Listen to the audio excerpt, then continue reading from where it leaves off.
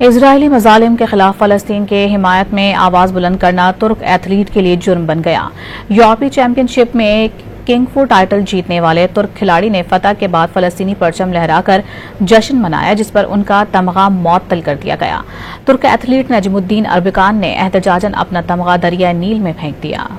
Israeli मजालिम के खिलाफ फलस्तीन के हिमायत में आवाज बुलंद करना तुर्क एथलीट के लिए जुर्म बन गया।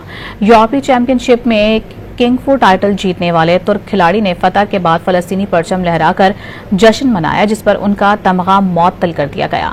तुर्क एथलीट नजमुद्दीन अरबिकान ने एहतजाजन अपना तमगा दरिया नील में फेंक दिया।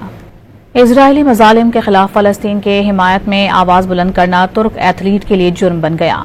यूरोपीय चैंपियनशिप में किंग फू टाइटल जीतने वाले तुर्क खिलाड़ी ने फतह के बाद फलस्तीनी परचम लहराकर जश्न मनाया, जिस पर उनका तमगा मअतल कर दिया गया।